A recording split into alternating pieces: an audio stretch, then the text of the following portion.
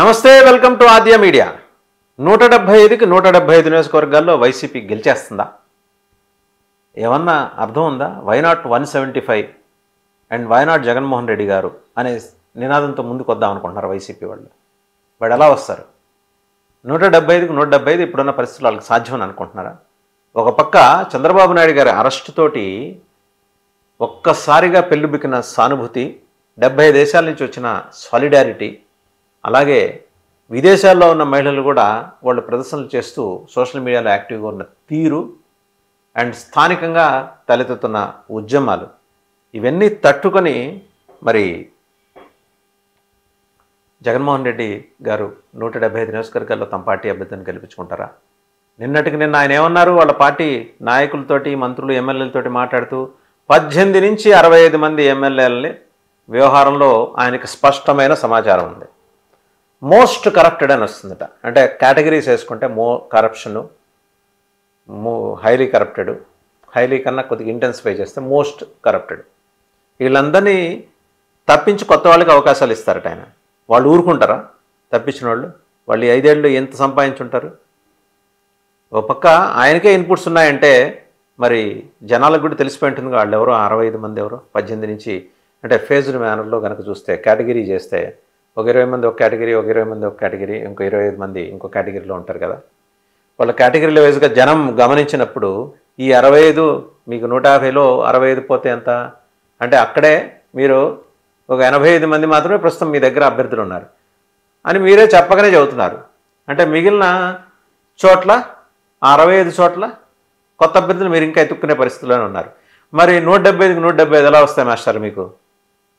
Simple logic, ఇదేం rocket science ఏం కాదు. సో అంతర్గతంగా మీ పార్టీలో మీరు ఎదుర్కొంటున్న సంక్షోభం జనాలందరికీ తెలిసిందే. మరోపక్క చంద్రబాబు నాయుడు గారి మీద కేసు, రేపు పొద్దున లోకేష్ గారి మీద ఆల్రెడీ సిఐడిలో మీరు సిఐడి వాళ్ళు ఏసీబీ కోర్టులో ఎఫిడవిట్ ఇచ్చారు. సో ఆయనేమో ముందస్తు బెయిల్కి పిటిషన్ వేసుకున్నారు. హైకోర్టులో విచారణకు వస్తుంది, రేపు ఎల్లుండి వస్తుంది అనుకోండి. అదొకటి. ఈ లోపల ఆయన ఢిల్లీ నుంచి వచ్చే లోపల అరెస్ట్ చేస్తే మరింత వ్యతిరేకతని మీరు జాగ్రత్తగా ఇలా మూటలు కట్టేసుకొని నెత్తిన పెట్టుకుని మోసుకోవాలా? అలాంటి మోయాల్సిన పరిస్థితి మీకు మీరే కల్పించుకుంటున్నారు. ఇంకోళ్ళకి మీరు అవకాశం ఇవ్వట్లా. ఇన్ఫ్యాక్ట్ తెలుగుదేశం అచేతనావస్థలోకి వెళ్ళిపోయింది అనుకున్న దశలో మీరు వాళ్ళకి ఇస్తున్న సపోర్ట్ మామూలుగా లేదు సార్. జగన్మోహన్ రెడ్డి గారు మీరు చేసే ప్రతి కార్యక్రమం తెలుగుదేశానికి అనుకూలంగా మారుతుంది. వాళ్ళు ఏంటంటే జస్ట్ నామినేషన్ వేసి ఇళ్లలో వెళ్ళి కూర్చుంటే గెలవడానికి 70-80 మంది రెడీగా ఉన్నారు. వాళ్ళు సరే, వాళ్ళ పొత్తులు, వాళ్ళ వ్యవహారాల తర్వాత మనం మాట్లాడుకుందాం. మీరేమంటున్నారు? ఇంకో మాట, మీరు పటిష్టంగా ఉన్నారు కాబట్టే వాళ్ళందరూ ఏకమవుతున్నారని. సో మీరు పటిష్టంగా, మీ లాజిక్ ప్రకారం ఏంటంటే, లాజిక్ చదువుకోవడానికి, రాయటానికి, వినిపించడానికి బాగానే ఉంటుంది. ప్రాక్టికల్గా ఫీల్డ్లో ఇంకోటి ఉంటుంది. మీరు పటిష్టంగా ఉన్నారంటే జనం అంతా మీ వెంబడే ఉన్నారు. 82 లక్షల మంది లబ్ధిదారులు మీ వల్ల ఉన్నారు కాబట్టి, ఒక్కో కుటుంబానికి సంవత్సరానికి ఎంత లేదన్నా 2 లక్షల రూపాయలు వెళ్తోంది కాబట్టి వాళ్ళందరూ మీకే గ్యారంటీగా వేస్తారని మీరు నమ్మకం పెట్టుకున్నారు. మీరు వెల్ఫేర్కి బ్రాండ్ అంబాసిడర్ అని మిమ్మల్ని మీరు క్లెయిమ్ చేసుకున్నారు. ఈ 82 లక్షల మందిలో 25 లక్షల మంది ఆల్రెడీ న్యూట్రల్ అయిపోయారు సార్. వాళ్ళు ఖచ్చితంగా మీకే వేస్తారని ఏం లేదు. పోనీ 80లో 25 పోనీ ఎంతమంది మిగిలారండి? 55 లక్షలు. 55 లక్షల్లో కూడా నిగూఢంగా ఉంది ఒక అసంతృప్తి. సరే, పైసలు అయితే వస్తున్నాయి, అమ్మ ఒడి, నాన్న ఒడి, తల్లి దీవెన, ఇంకోటి గోరుముద్ద, ఇంకోటి ఏదో రకరకాల స్కీములు ఉన్నాయిగా, మీకు పేర్లు ఉన్నాయిగా. సో ఆ జగనన్న ఆదరణ, దీవెన, ఇవన్నిటి కింద మీరు 5,000, 10,000, 2,000, 3,000 ఇచ్చి మీరైతే మీ ఓటు బ్యాంకు రాష్ట్రం దాటకుండా చూసుకున్నారు. పాపం చంద్రబాబు నాయుడు గారికి అది తెలియదు కదా. ఆయనేమో విజనరీ. ఆయన ఏం చేశారు? టెక్నాలజీ అడ్వాంటేజ్ని రాష్ట్రానికి తీసుకొచ్చారు. ఉమ్మడి రాష్ట్రానికి కాలికి బలపం కట్టుకుని తిరిగి తీసుకొచ్చారు.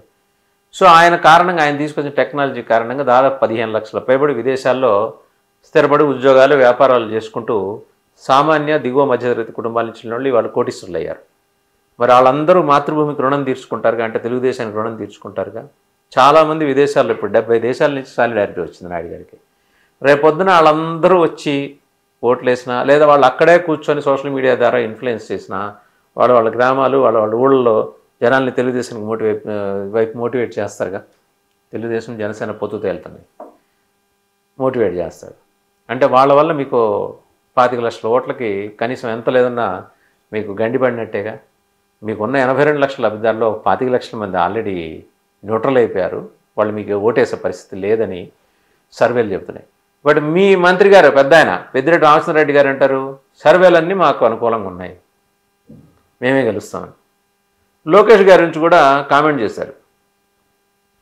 ఏమని? మీ రిటర్న్ గిఫ్ట్ మాట తర్వాత ముందు మీరు కుప్పంలో గెలిచి చూపించండి. కుప్పం ఏం కర్మ, మంగళగిరిలో కూడా ఆయన గెలిచి చూపిస్తాడు. సో తొందరపడి మాట్లాడటం వల్ల ఏంటంటే వచ్చే అనర్థాలు ఎట్టుంటాయి ఆలోచించండి. రెండోది, మీకేంటి భరోసా? 175 నియోజకవర్గాల్లో మీరు మీ టార్గెటెడ్ ఆడియన్స్ని మాత్రమే గుర్తుపెట్టుకున్నారు. ఎవరు వాళ్ళు? స్పష్టంగా మీరే చెప్తారు. ఎస్సీ, ఎస్టీ, బీసీ, మైనారిటీ, అన్నలు, అక్కలు, అమ్మలు, అవ్వలు, తాతలు, చెల్లెళ్ళు, పిన్నమ్మలు, పెద్దమ్మలు, వీళ్ళందరికీ మీరు ఇచ్చారు. వృద్ధులకి వీళ్ళందరికీ మీరు ఆర్థిక సాయం అందించారు. వీళ్ళు ఎంతమంది ఉన్నారు? 40% మీ జేబులో అట్ట పెట్టేసుకున్నారు వీళ్ళని అని అనుకుంటున్నారు మీరు. పోనీ నిజంగానే 40% ఉన్నారండి మీ జేబులోనే వేసుకున్నారు, వాళ్ళు ఎక్కడికి పోరు అనుకుందాం. మీకు లాస్ట్ టైం 51% వచ్చింది. ఆ 10% డోలాయమాన స్థితిలో ఉన్నారు. తెలుగుదేశం పార్టీకి 39.5 ఎంతో ఉంది. వాళ్ళు ఆ 10% గెయిన్ చేసుకున్నారు. సో ఓడలు బళ్ళు అవుతాయి. అప్పుడు ఏమవుతుంది? ఓడలు బళ్ళు అవుతాయి, బళ్ళు ఓడలు అవుతాయి. సో మీరు ఓడ నుంచి బండి అయిపోయే పరిస్థితి వచ్చేసింది. ఆయన బండి నుంచి ఓడ దాకా వెళ్తున్నారు. Simple logic sir. ఇందాకే అన్నట్టు ఇదేమి రాకెట్ సైన్స్ కాదు జగన్మోహన్ రెడ్డి గారు. ఇది ఒక పర్ఫెక్ట్గా మీగ్గా మీరు గీసిన స్కెచ్ కారణంగా తెలుగుదేశం బలపడుతుంది. సో వాళ్ళకి ఏంటంటే అనాయాసంగా విజయం చేకూర్చినందుకు మీరు వాళ్ళకి బ్రాండ్ అంబాసిడర్గా నిలబడ్డారేమో అనే చిత్రోక్తులు కూడా వినిపిస్తున్నాయి. ఇప్పుడు మోడీ గారికి ఎలాగైతే రాహుల్ గాంధీ గారు బ్రాండ్ అంబాసిడరో మీరు కూడా తెలుగుదేశానికి బ్రాండ్ అంబాసిడర్ ఏమోనండి మనసు. అంటే మీరు చేసే కార్యక్రమాలు, మీరు చేసే విధ్వంసాలు, అంటే మీ ప్రభుత్వం చేసే విధ్వంసాలు, ప్రభుత్వం చేసే అరాచకాలు, ఇవన్నీ వెళ్ళి వాళ్ళ నెత్తిన బంగారు కిరీటం పెట్టబోతున్నాయి. వాళ్ళ చేతికి మీరే బంగారు పళ్ళెంలో అధికారాన్ని అప్పచెప్పబోతున్నారు అన్నమాట. ఇది క్లియర్. సో ఇన్ని జరిగిన తర్వాత, ఇంత అరాచకం చూసిన తర్వాత, ప్రకృతి విధ్వంసం చూసిన తర్వాత ఆంధ్రప్రదేశ్ ప్రజలు మీ అంబడి ఎందుకు ఉండాలి? ఎందుకు ఉంటారు? వై నాట్ 175 కాదు.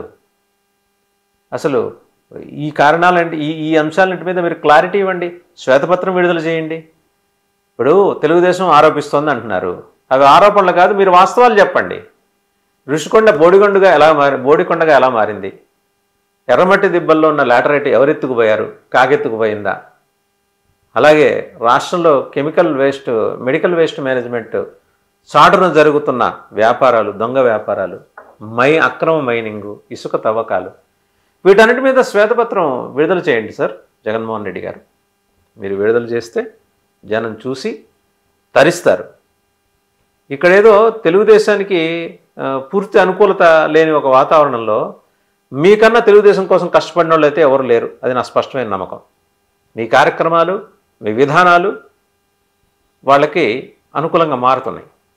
చాలు కదా, మీరెవ్వరికి అవకాశం ఇవ్వట్లా తెలుగుదేశం వాళ్ళు. కానీ ఈవెన్ పవన్ కళ్యాణ్ గారు కూడా పాపం కష్టపడి ఆయన వారాహి యాత్రతో జనాల్లో చైతన్యం తీసుకురావడానికి ప్రయత్నిస్తున్నారు. కానీ ఆల్రెడీ మీరు తీసుకొచ్చేశారు. మీ కార్యక్రమాల ద్వారా జనాల్లో చైతన్యం తీసుకొచ్చి ఫోమ్గా వాళ్ళు ఒక డెసిషన్ మీద నిలబడటానికి లేదు. ఈసారి మనం ప్రత్యామ్నాయం జనసేన తెలుగుదేశం కూటమితో వెళ్దాం, కలిసి వస్తే బీజేపీ, అది ఇంకా వాళ్ళు అంతర్గతంగా మాట్లాడుకోవాల్సి అనే నిర్ణయానికి వచ్చారు.